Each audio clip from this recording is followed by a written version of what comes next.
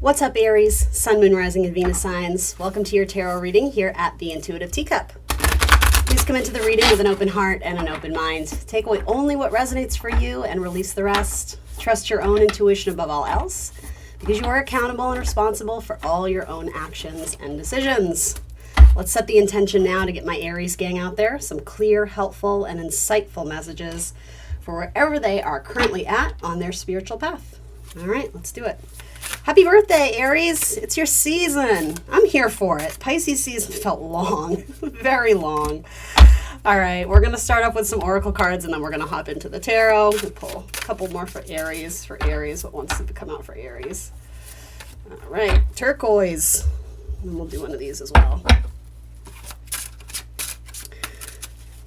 I usually flip them over, but I feel like this one wants to be seen first. Very Aries energy, like I got to go first.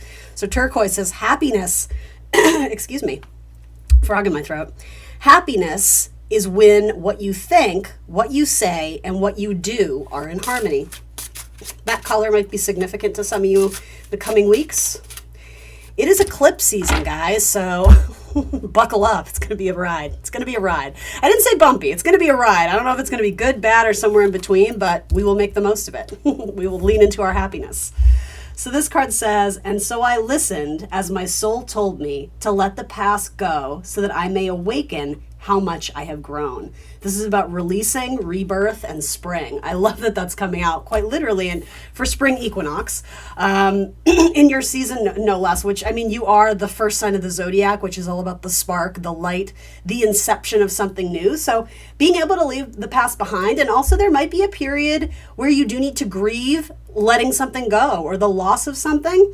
And I don't do fear-based messages. You guys know that. But I mean, that's life. There's cycles in life. So there might be some healthy tears that are being expressed in order to relieve yourself of something or to let something go, to grieve something properly, and to, you know, give yourself compassion during what could be a tricky time.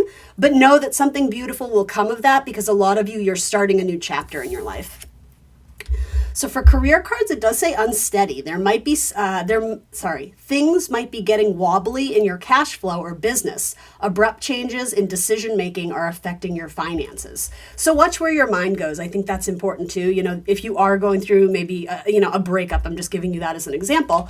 It could be that, you know, you're having a tough time getting out of bed in the morning, in which case, you know, maybe you're calling out sick because you need a day to grieve, right? And I'm not saying you shouldn't and can't do that, but you do need to be mindful that don't let one area of your life mushroom where it starts impacting other areas where it really shouldn't, right? Particularly regarding your money flow. That seems to be coming through here. So again, just be mindful of that. Forewarned is forearmed. That being said, you do have a card of happiness coming through, right? So as much as you might be releasing something and letting it go, for some of you, it could be tearful and difficult. Others of you, it might be a necessary cathartic, like a purification period, as something about being passed through the fire. That feels very like I'm transforming myself or rebirthing myself into this new chapter where I feel even more empowered and energized, because like essentially it's like I trimmed the fat. I got rid of what I didn't need. And so now it's like I'm ready to go again. All right, so this oracle card says the adventure fight, and I am going to read from the book, and then we're going to hop into the tarot. So I think that's 43. This is it's like fearless, fight like a girl deck. And I felt like that was really appropriate for Aries season because you guys are ruled by Mars. I mean, so everyone's experiencing that Aries energy. I just thought it would be a fun deck to try and use. It's new to me. In fact, I think I used it with you guys once and I was like, oh, it doesn't seem like the right time. And I was like, oh, Aries season, of course. Answer the call to adventure. You'll never know what's possible if you don't take the risk. This is a pioneering moment. In order to chart where you're going and empower the path making, you must know your place. And that place is everywhere. Only when you know your deservedness and embody your inherent value can you move with the confidence and radiance required to create your own adventure. Stop fearing the trail and start blazing it.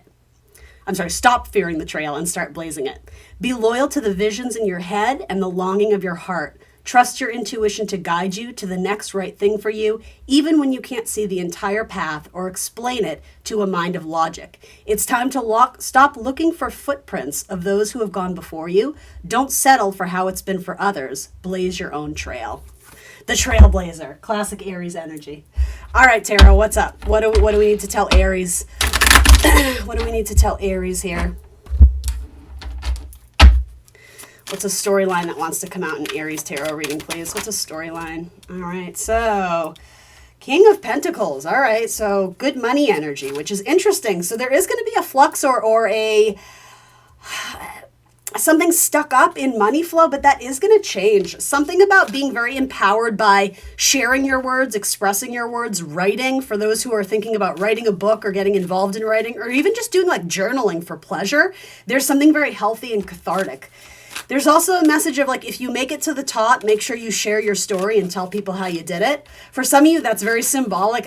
This is very specific, guys, but just hear me out for 1 second. Somebody who's like going on some sort of expedition or adventure. Some of you, it's like there's like a documentary aspect to it or documentarian aspect. It's like filming it along the way or doing like a photo journal or an audio journal, a podcast, something that like you're tracking it. It's almost like a scrapbook, but it might be more in like media form, something that you're going to share. It's like, I'm getting this symbolically of if you've made it to the top of the mountain, symbolically, show people how you did it, share it. And it's not just necessarily the end game, sharing the glory and the accomplishment. Show the blood, sweat, and tears of how you got there. Show the difficult moments and what you did when you hit some sort of roadblock. I think there is something about capturing the ugly moments too, that's very important to show the humanistic side of this. It's not all about the glory. It is, don't get me wrong, there's with King of Pentacles, it's like there's an influx of good energy here, you know, tangible things of reward and blessings. But yeah, it's like show everything that went on behind the curtain. I hope that makes sense to some of you.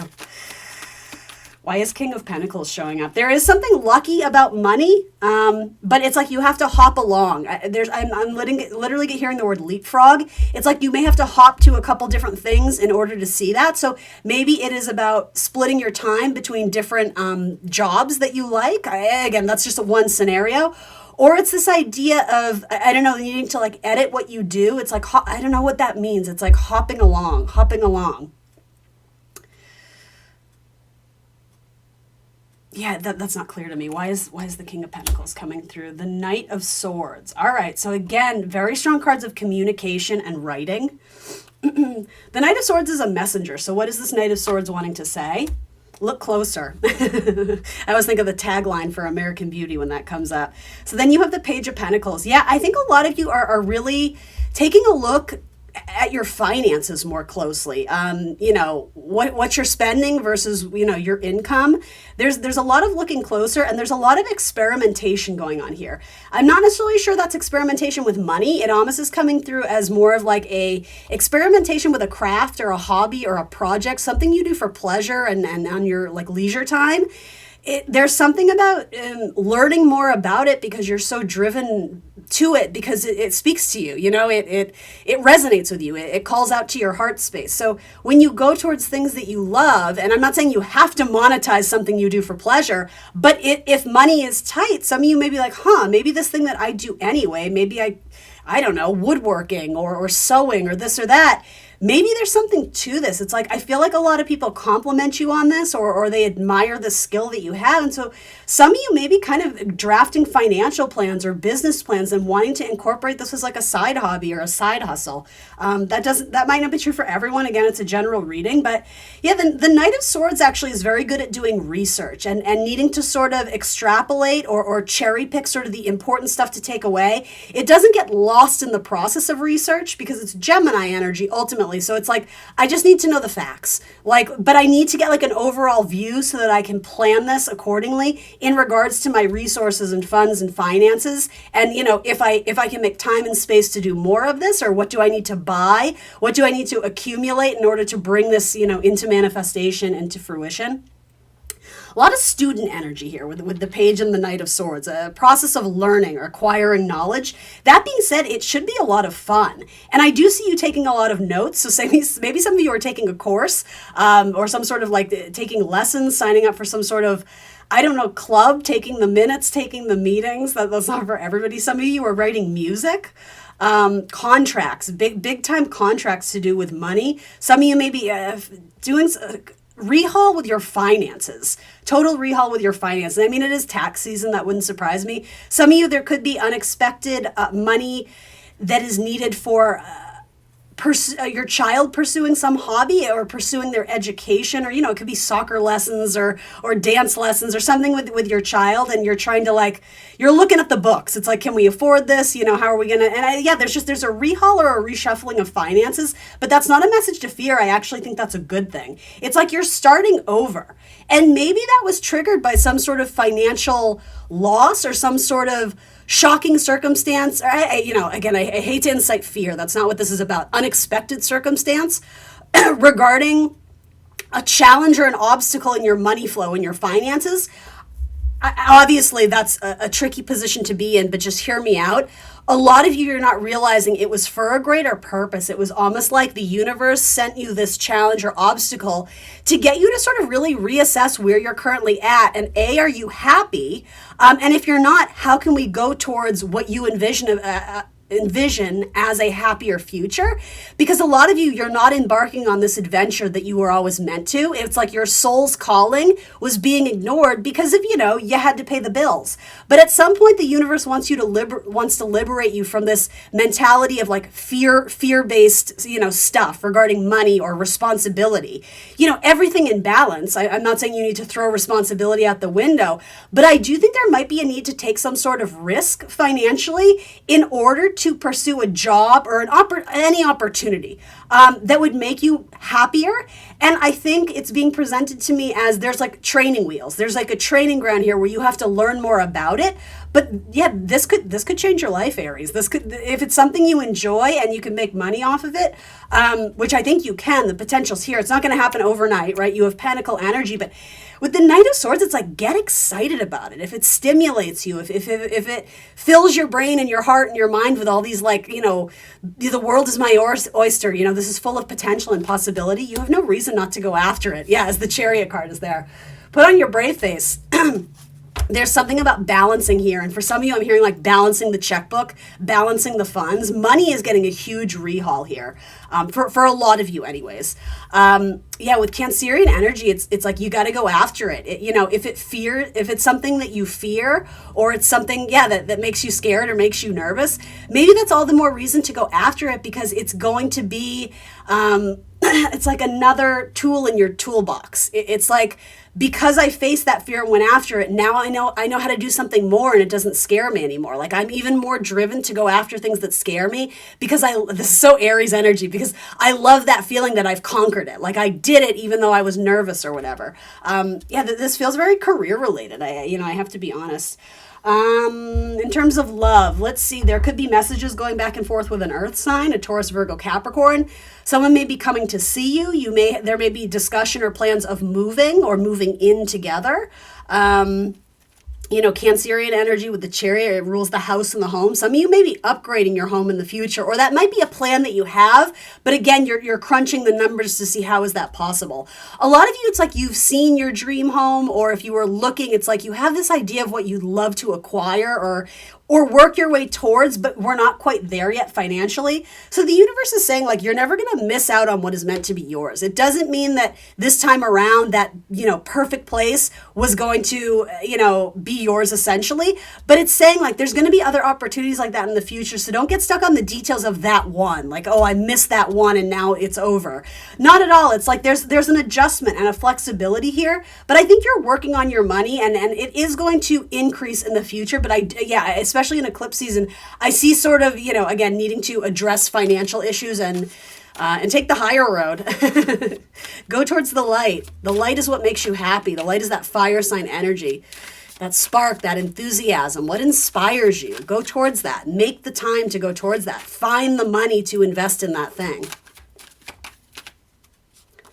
What are we going after? Yeah, and do it in balance. Perfect. Aries energy with Libra energy coming through here.